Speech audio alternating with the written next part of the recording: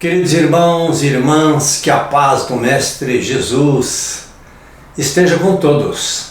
Nós vamos conversar sobre obsessão, que é um assunto que permeia não só entre espíritas, mas entre não espíritas também e de outras convicções religiosas que têm dúvidas a respeito do que seja realmente uma obsessão. Numa conversa simples que vamos ter agora, iremos procurar colocar de uma maneira sucinta este assunto que é complexo, sabemos, mas apenas para elucidar pontos que podem ajudar muitas pessoas. Dois significados para este termo usado constantemente por muitos que temem as más vibrações. É a obsessão, não é? Perturbação, em primeiro lugar, perturbação causada por ideia fixa involuntária. Este é um tipo de obsessão. Segundo, perseguição espiritual, o acompanhamento espiritual indevido. No primeiro caso, o da ideia fixa, acredito ser o mais comum dos casos de incômodo e perturbação. Ele não precisa de ajuda de outro espírito que perturbe, porque existe aí uma autoperturbação. O paciente, vamos chamar assim, o indivíduo, o paciente, ele começa a se preocupar em demasia com situações do dia a dia, começa a ter ideias fixas e dúvidas a respeito do seu dia a dia, dúvidas a respeito do futuro. Isto vai causando uma ansiedade, vai causando uma situação de estresse diário. Então, não há necessidade de um outro espírito que perturbe este paciente. A autoperturbação, esta ideia fixa, já está fazendo o seu papel.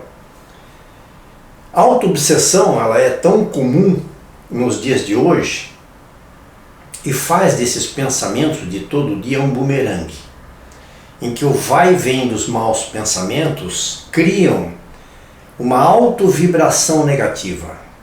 O que é o vai e vem desses pensamentos? Porque você está pensando algo que não é bom. Você está pensando em alguma coisa que você, por exemplo, quer que aconteça. E de repente você esquece deste pensamento, daquilo que estava lhe incomodando, esquece por um dia, 2 dias. No terceiro dia, o pensamento foi longe, retornou e veio a lhe incomodar novamente como um bumerangue, que é atirado e depois volta para a mesma mão que o lançou. Este tipo de pensamento, ele fica como uma ideia fixa, não de todo dia, mas ele está ali, lhe incomodando. Quando você vai dormir, quando você acorda, quando você está no momento de lazer, este pensamento, ele volta, criando uma autovibração negativa, turvando o cérebro com toxinas produzidas pelo próprio organismo. E essas toxinas produzidas, não é, pelo seu pensamento vão desarticulando as suas defesas naturais, as defesas naturais do corpo, golpeando o sistema nervoso até levar o paciente a graves degenerações. Neste momento alguém pode se perguntar assim: mas será que eu não estou com alguma obsessão? Será que tudo isso que eu estou sentindo, esses problemas que eu estou tendo, será que isso não é uma obsessão? Será que eu não estou rodeado de espíritos ruins? Será que eu não estou com um problema espiritual e aí muitas vezes sai correndo para uma casa espírita ou não, ou para outros lugares, tentando tirar aquilo que está dentro de você, que está sendo provocado por você mesmo.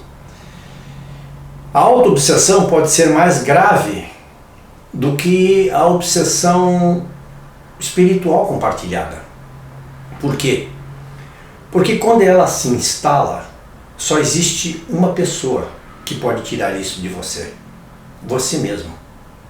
Você tem que fazer o caminho inverso que o levou a ter esta situação para poder livrar-se dos seus maus pensamentos, dessas situações negativas que podem levá-lo a graves degenerações, como nós conversamos aqui.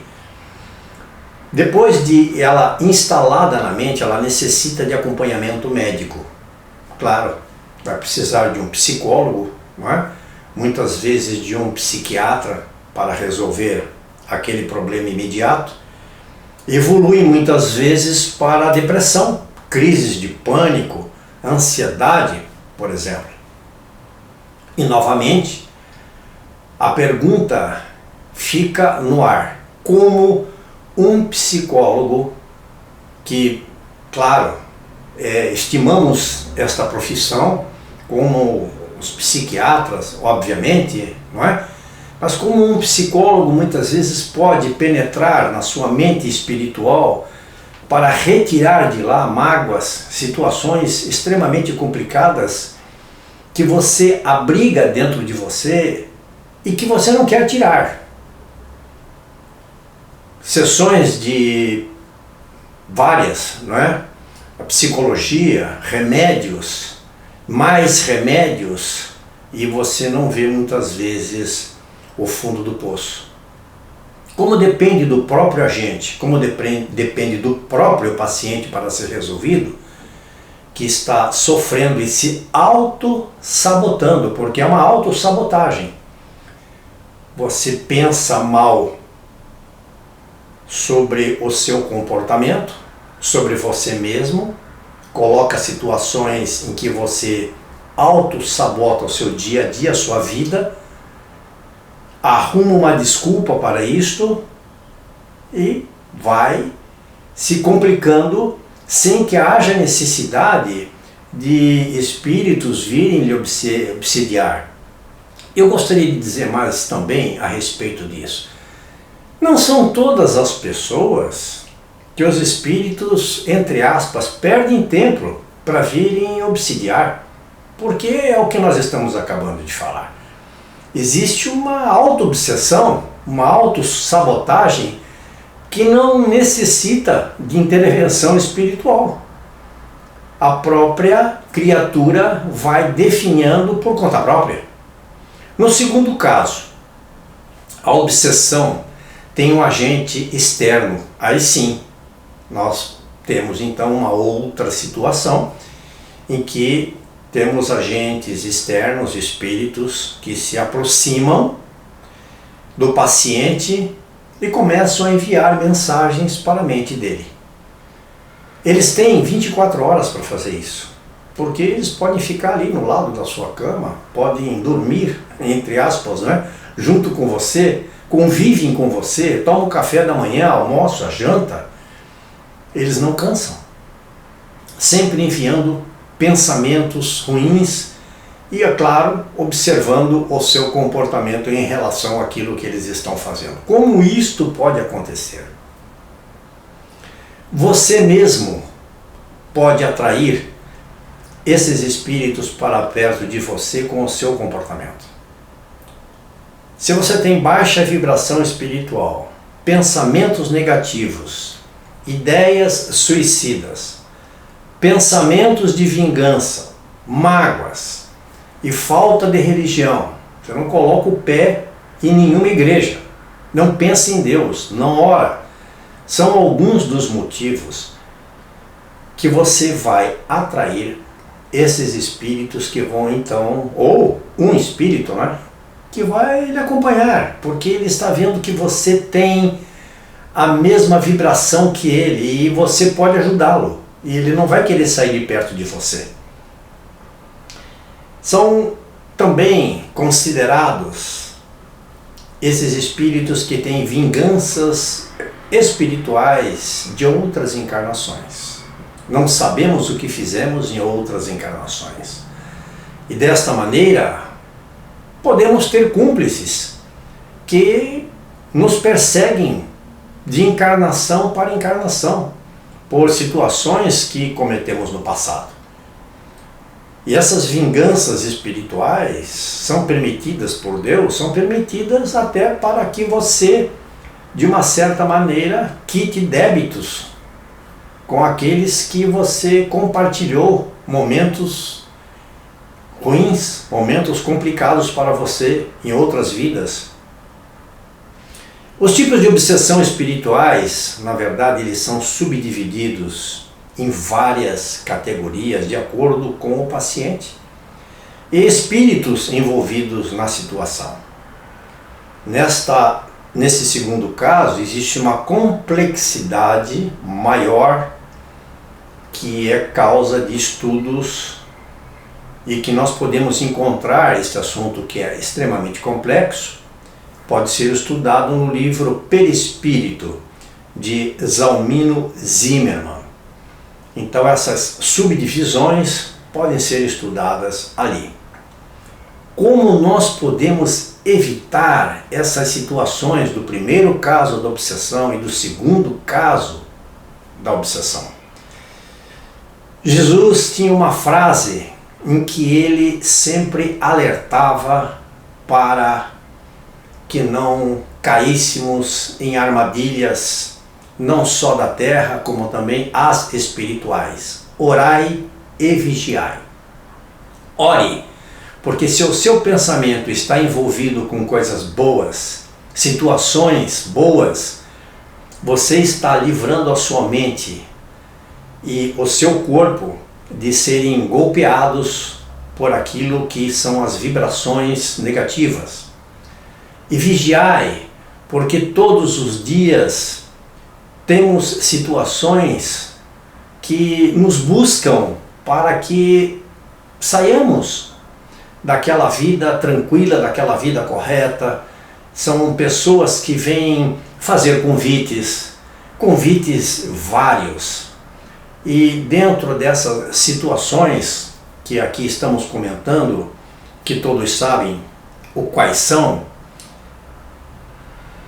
num determinado momento, quando você aceita as armadilhas espirituais através de drogas, excesso de prazeres, materialidade excessiva, ódios, inveja, tudo isso são ingredientes para a obsessão e a consequente derrocada do espírito, porque quando o obsessor percebe que você já caiu, ele afasta-se de você e lhe deixa sozinho, com a sua própria desgraça, a sua própria tristeza, os seus próprios problemas e seus próprios débitos ainda mais acumulados nesta encarnação. Autoajuda é uma maneira de você evitar. Você precisa se autoajudar. Você precisa se gostar. Você precisa pensar em você com carinho. Você precisa pensar em você como um ser criado para o amor. Sempre que você contrariar o sentimento do amor, sempre que você for na contramão deste sentimento, você não vai estar bem. A sua mudança de comportamento, ela é fundamental.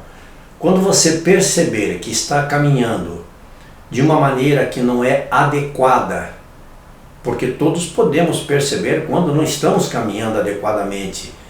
Quando você perceber, mude o seu comportamento, mude a sua atitude. Tenha humildade de mudar, tenha a humildade de dizer assim: eu não estou correto no que eu estou fazendo, eu vou mudar o meu comportamento.